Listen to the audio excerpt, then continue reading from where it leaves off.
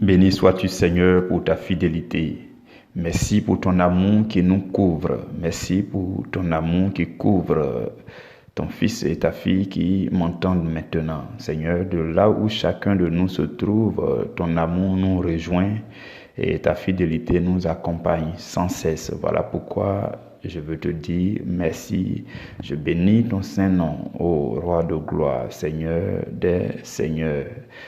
Dieu de bonté, d'amour, et il t'a plu, Seigneur, de sacrifier ton Fils unique, Jésus-Christ de Nazareth, pour que nous ayons la vie. Et il nous a dit que il est venu pour que nous soyons dans la vie et dans l'abondance de la vie. Voilà pourquoi nous vivons dans l'assurance qu'il est avec nous. Il nous garde, il nous protège, il veille sur nos vies de chaque instant.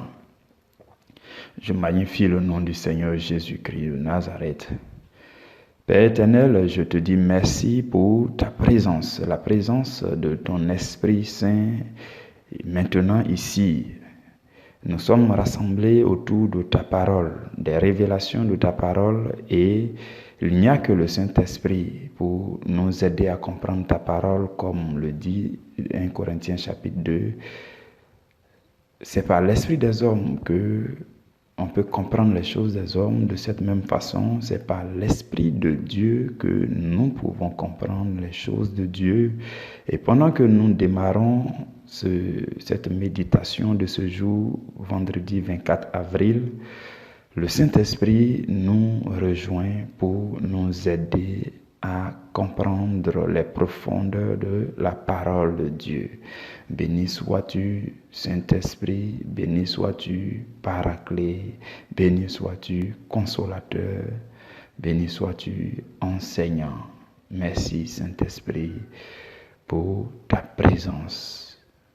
Maintenant, prends le contrôle de toutes choses et aide-nous à nous rapprocher davantage de Jésus-Christ de Nazareth. Merci, Saint-Esprit. Amen. Chers frères et sœurs, le sous-thème que nous avons à partager ensemble aujourd'hui, c'est Dieu se révèle en Christ. Dieu se révèle en Christ. Voici notre sous-thème. Et je nous invite à lire ensemble un passage dans 1 Jean chapitre 4. Nous allons lire les versets 16 et 17. 1 Jean chapitre 4, versets 16 à 17. La Bible dit ceci. Et nous avons connu l'amour que Dieu a pour nous et nous y avons cru. Dieu est amour. Et celui qui demeure dans l'amour demeure en Dieu. Et Dieu demeure en lui. Tel il est, tel nous sommes aussi dans ce monde. C'est en cela que l'amour est parfait en nous, afin que nous ayons de l'assurance au jour du jugement. Parole du Seigneur. Nous donnons grâce à Dieu. Mes frères et mes sœurs dans le Seigneur, la Bible dit que Dieu est amour. Et c'est comme si à partir de la nouvelle alliance, nous découvrons une nouvelle nature de Dieu. Dans l'Ancien Testament, les gens ont eu affaire au Dieu qui pourvoit et on l'a appelé Yahvé-Jiré. Les gens ont eu affaire au Dieu qui guérit, on l'a appelé Yahvé-Raphat. Les gens ont eu affaire au Dieu créateur, on l'a appelé Elohim. Les gens ont eu affaire au Dieu qui est Seigneur éternel, on l'a appelé El Shaddai. En fonction de ce que Dieu pouvait accomplir, il y a le nom qui pouvait être attribué à Dieu. C'est en cela que vous pouvez voir tous les noms de Dieu qu'on peut citer. Et c'est plus dans l'Ancien Testament qu'il en est ainsi. Mais lorsque nous avons entamé le Nouveau Testament, comme nous sommes en train de dire depuis cette semaine, Jésus est apparu. Il est apparu pour prêcher la nouvelle alliance de Dieu avec son peuple. Et ce que Jésus prêchait, c'était essentiellement un amour spécial. Et dans le texte que nous venons de lire, la Bible nous dit que Dieu est amour. Donc, c'est comme si aussi on pouvait donner un nom à Dieu pour dire, comme il est amour, alors il est elle, ceci, elle, cela. Je ne sais pas quel est le nom qu'on peut donner en grec ou bien en hébreu. Mais ce que je veux nous faire comprendre, mes frères et mes sœurs, c'est que Dieu, à un moment donné, Dieu a décidé de révéler à l'humanité sa nature véritable et profonde. La nature de Dieu. L'amour est la nature de Dieu. Voilà pourquoi la Bible dit Dieu est amour. Il est amour. L'amour est une nature de Dieu. Et Dieu a décidé de passer par son Fils Jésus-Christ pour se révéler aux hommes. Voilà pourquoi Jésus prêchait l'amour, il prêchait l'amour. Mais en réalité, ce qu'il prêchait, c'est Dieu, le véritable Dieu, la véritable nature de Dieu que Jésus prêchait. Et la Bible dit, nous avons connu l'amour de Dieu et nous avons cru en cet amour. Et en réalité, Dieu est amour. Et que celui qui demeure dans cet amour, celui-là demeure en Dieu et Dieu demeure en lui. Donc vous pouvez comprendre aisément que à chaque fois que nous faisons un pas hors de l'amour, nous ne sommes plus en Dieu, Dieu n'est plus en nous. C'est-à-dire qu'à chaque fois que vous posez une action de haine, une action, une mauvaise action qui vous fait sortir de l'amour, systématiquement, Dieu n'est plus en vous. Parce que Dieu est amour. Il est typiquement amour, il est pur, il est saint. Donc tout pas que vous ferez hors de la sainteté, hors de l'amour, hors de la sanctification, hors de la pureté, vous sortez systématiquement de Dieu. Parce que la Bible dit, donc si nous demeurons dans l'amour, nous demeurons en Dieu et Dieu demeure en nous. Dieu ne peut pas demeurer en nous si nous sortons de l'amour. Vous comprenez? Ces messages-là, ces choses-là sont trop lourdes et trop fortes, mais il faut quand même les prêcher parce que c'est cela, la parole de Dieu qu'il faut présenter aux hommes. Et quand vous lisez 1 Jean chapitre 3, verset 16, la Bible dit que nous les hommes, nous avons connu l'amour en ce sens que Jésus a donné sa vie pour nous. C'est la même chose que dit Jean chapitre 3, verset 16. Vous voyez, 1 Jean chapitre 3, verset 16. Et à l'autre côté, Jean chapitre 3, verset 16. Les deux parlent presque de la même chose. Jean chapitre 3, verset 16, que nous connaissons fréquemment, dit que Dieu a tant aimé le monde qu'il a donné son Fils unique. Et 1 Jean chapitre 3, verset 16 dit que nous avons connu l'amour en ce qu'il a donné sa vie pour nous. Le fait que Jésus ait donné sa vie, le fait que Jésus soit livré et qu'il soit maltraité, flagellé jusqu'à la crucifixion, cela a été parce que Dieu voulait nous révéler l'amour. Ce n'est qu'en cela que nous avons découvert l'amour. Donc c'est en cela que Dieu a décidé de révéler sa nature.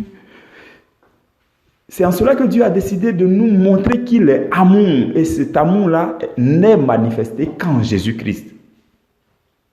L'amour de Dieu n'est manifesté qu'en Jésus-Christ. Voilà pourquoi dans Jean chapitre 1, le tout premier chapitre de l'évangile selon Jean, La Bible va nous dire au verset 18 que personne n'a jamais vu Dieu.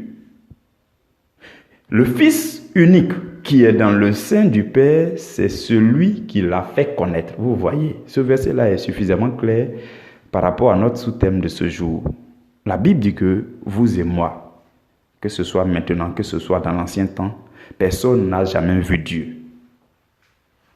Donc, le fait que personne n'avait jamais vu Dieu, c'était assez difficile de connaître Dieu, de véritablement découvrir Dieu. Voilà pourquoi Dieu va envoyer son Fils, le Fils unique, qui est dans le sein du Père, afin que nous puissions découvrir Dieu, afin que Dieu soit révélé à travers ce Fils unique. C'est cela, mes frères et mes sœurs. Parce que personne n'a jamais vu Dieu, justement. Et si quelqu'un veut voir Dieu, il n'a qu'à voir Jésus. Vous vous souvenez, je ne sais plus dans quel chapitre du livre de Jean, je ne sais pas si c'est Jean chapitre 14 ou bien 15. Le disciple de Jésus qui s'appelle Philippe va demander à Jésus, il va dire à Jésus, il faut nous montrer où se trouve le Père et cela nous suffit. Je sais que vous avez déjà lu ce passage. Philippe dit à Jésus, montre-nous le Père et cela nous suffit. Parce que bon, vraiment, tu nous parles trop, tout ça. C'est vrai, tu nous enseignes trop bien, mais nous, si tu nous as montré le Père, ça nous suffit. Regardez la question que Philippe pose à Jésus. Et Jésus va répondre par une réponse qui va nous aider dans le cadre de notre méditation de ce jour. Jésus va lui dire, Philippe, depuis que je suis avec vous, tu ne m'as pas encore reconnu. Vous voyez, il dit, depuis que je suis avec vous, tu ne m'as pas encore reconnu. Je vous dis quelque chose. C'est qu'à l'instant où Jésus était en train de dire cette phrase, c'est Dieu qui parlait en Jésus. Vous comprenez? Parce que quand on lit la Bible, faisons très attention. Il y a beaucoup de choses à découvrir. Philippe demande à Jésus, il dit, montre-nous le Père et cela nous suffit. Jésus prend la parole et puis il dit, Philippe, depuis que je suis avec vous, tu ne m'as pas encore reconnu. Alors que la question de Philippe concernait Dieu, Jésus prend la parole et ce que Jésus fait sortir, c'est comme si c'est Dieu qui parlait. Il dit, depuis que moi, Dieu, je suis avec vous, tu ne m'as pas reconnu. Et par la suite, Jésus dit, celui qui m'a vu a vu le Père.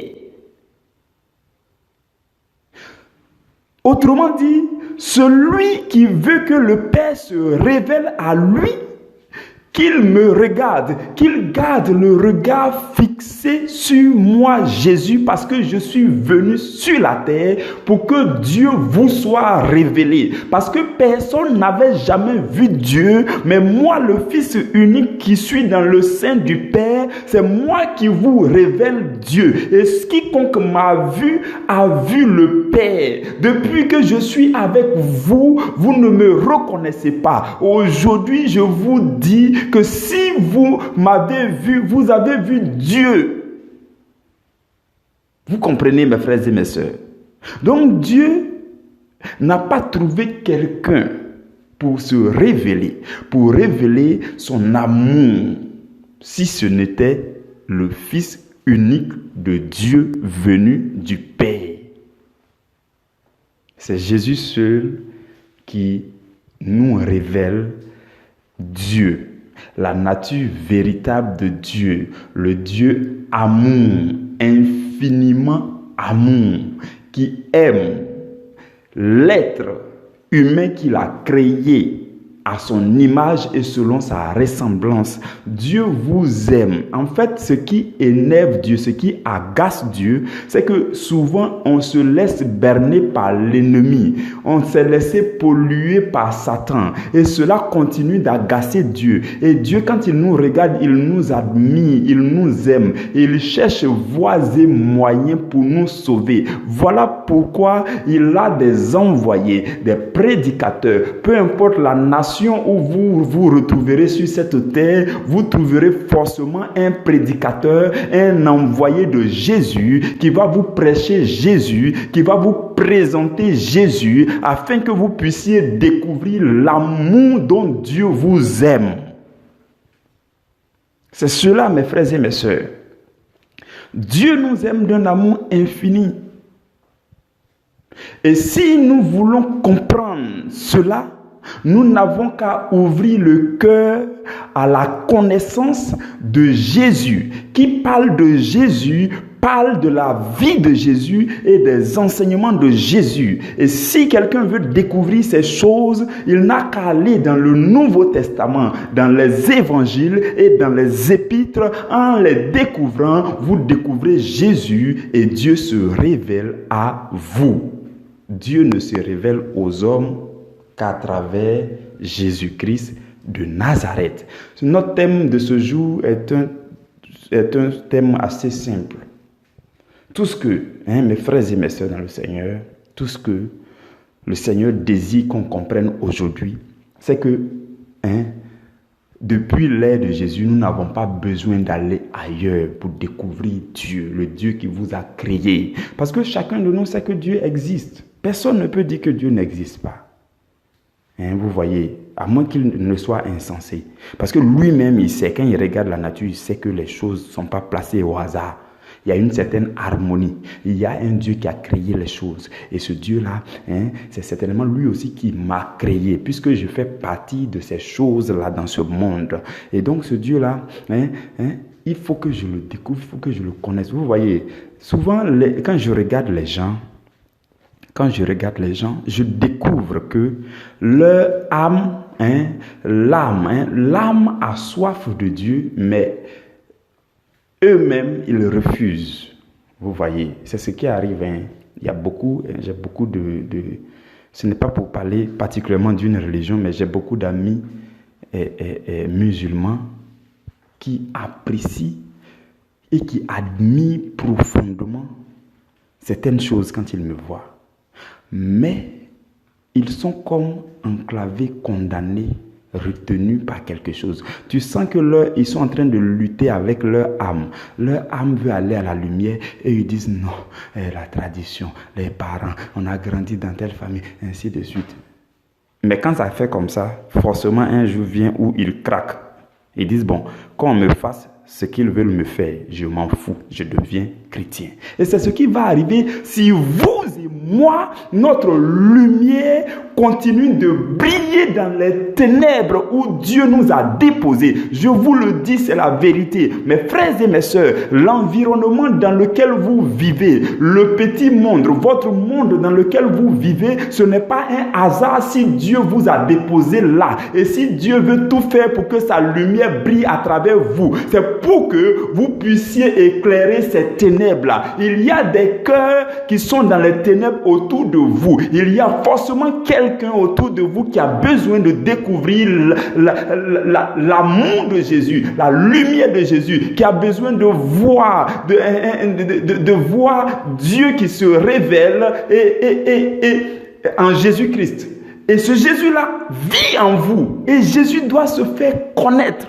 Et Jésus se fait connaître par les bonnes œuvres, les bonnes actions. Voilà pourquoi il a dit, vous êtes la lumière du monde. Et puis il dit, il faut que votre lumière luise dans le monde et que le monde voit les bonnes œuvres, vos bonnes œuvres, afin qu'il donne gloire à Dieu. Donc mes frères et mes sœurs dans le Seigneur, les gens autour de nous, beaucoup d'entre eux sont certainement assis dans les ténèbres et ont besoin de voir la lumière. Voilà pourquoi Jésus lui-même il a dit, ce peuple assis dans les ténèbres a vu une grande lumière se lever. Donc le monde dans lequel tu te trouves, l'environnement de vie où tu es, que ce soit ta salle, bon, actuellement on parle de confinement, peut-être on sort rarement, mais ce que je veux dire, c'est que si tu travailles, c'est que Dieu ne t'a pas mis dans ce service-là pour rien.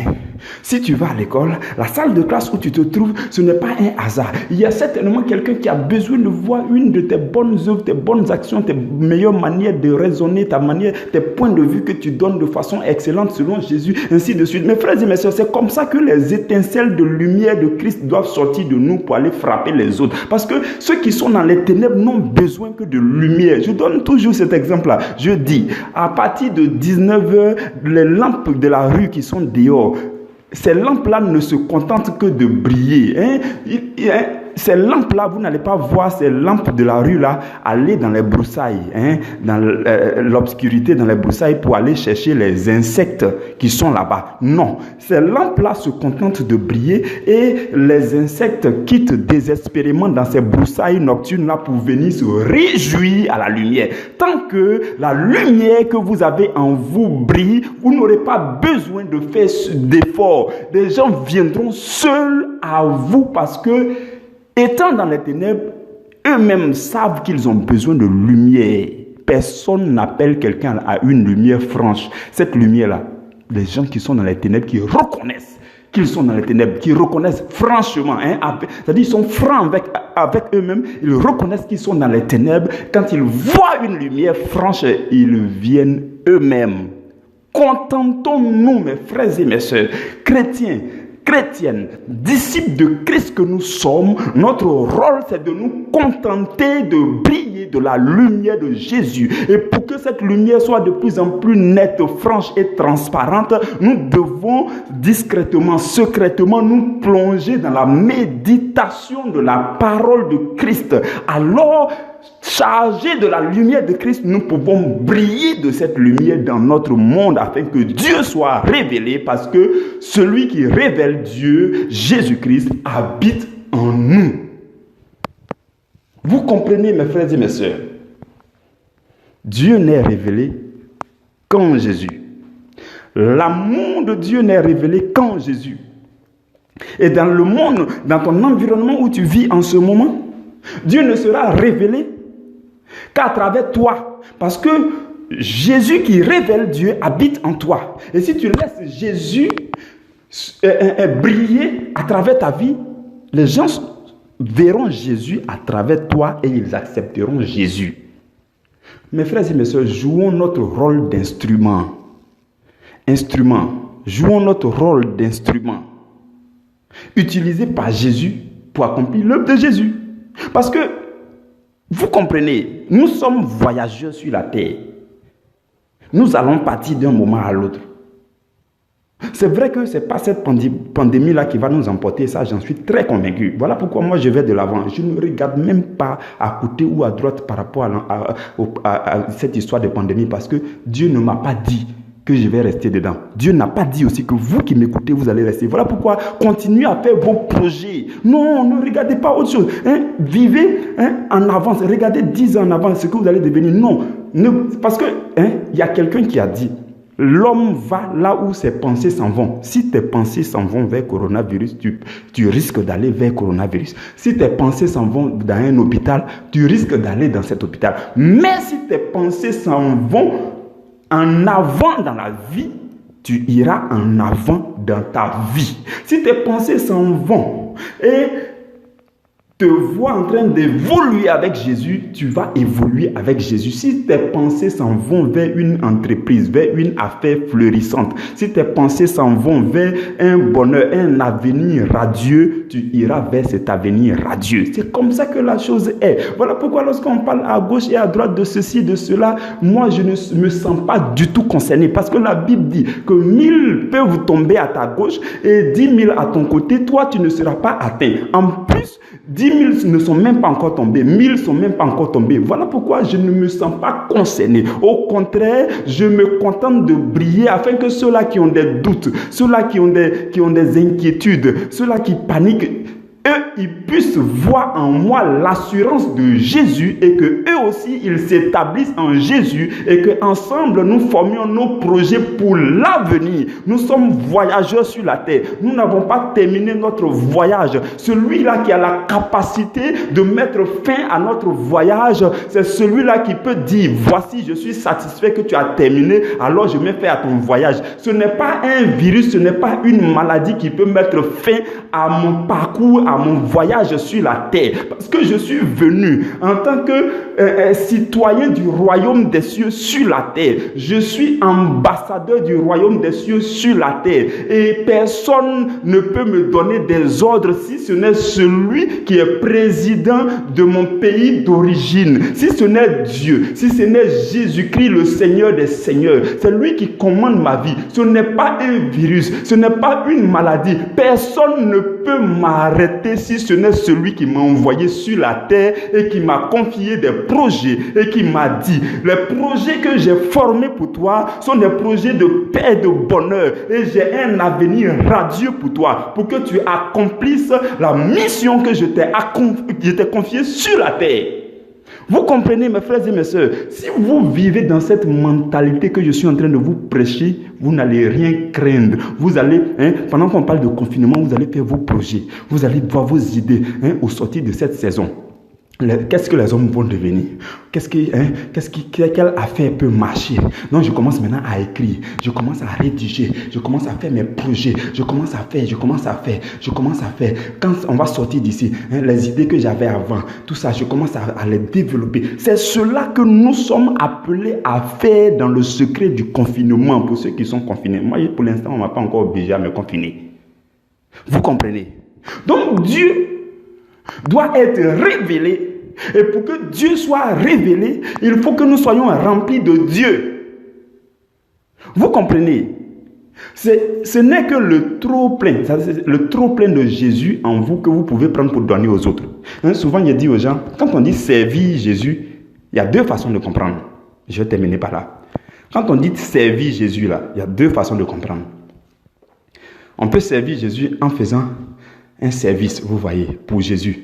En faisant un service pour Jésus. Comme si Jésus était le patron. Et puis je suis à son service. Quand on fait ça, on peut dire servir Jésus. On appelle ça servir Jésus. Vous comprenez? Ça, c'est une manière de comprendre. L'autre manière de comprendre, c'est comme quand vous êtes dans un restaurant et puis vous servez la nourriture à quelqu'un. Donc vous prenez la nourriture. On dit quoi? Vous prenez la nourriture là, vous donnez aux gens. Donc vous servez quoi? Vous servez la nourriture aux gens. Donc, selon cette deuxième manière de comprendre là, il vous faut forcément être rempli de Jésus. C'est le trop plein de Jésus en vous là que vous pouvez prendre pour donner aux autres. Et alors on dit, vous servez Jésus aux gens. C'est-à-dire que vous servez Jésus. Mais vous prenez les morceaux de Jésus qui sont en vous, enfin, le trop plein de Jésus, une bonne mesure de Jésus en vous, vous prenez et puis vous servez Jésus aux gens. Vous prenez Jésus, vous donnez Jésus aux gens. Alors on dit, vous servez aussi Jésus. Vous comprenez?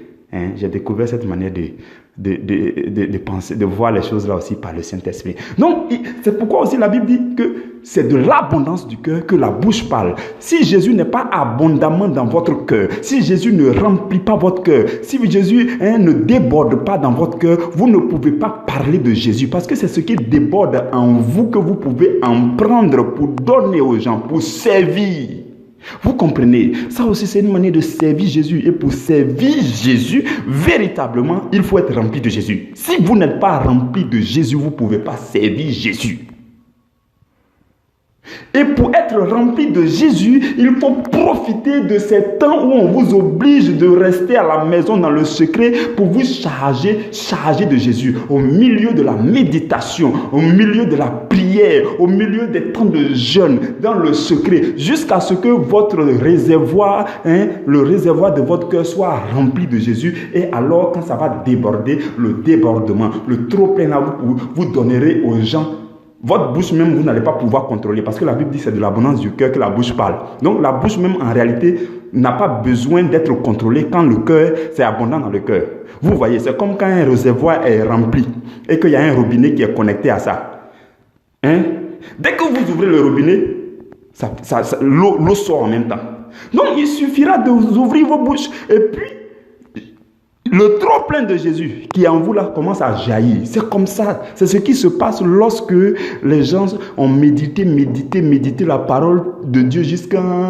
Ils ont les révélations dans leur cœur. Quand ils ouvrent la bouche, c'est les versets bibliques qui sortent. Vous comprenez, mes frères et mes sœurs. Nous allons nous arrêter là aujourd'hui.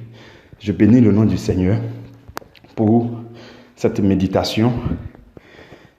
Et demain, nous allons entamer le dernier sous-thème de la semaine. Demain, ça sera vraiment un sous-thème. Ce sous-thème-là est vraiment merveilleux pour demain. Ce que le Saint-Esprit a commencé à mettre dans mon cœur par rapport à demain, là, ça moi-même, ça a commencé à m'édifier déjà. Le sous-thème de demain, c'est l'attachement à l'amour spécial manifesté en Christ. L'attachement à l'amour spécial manifesté en Christ. C'est un sous-thème qui va résumer toute la semaine et qui va donner des choses encore plus puissantes et plus excellentes.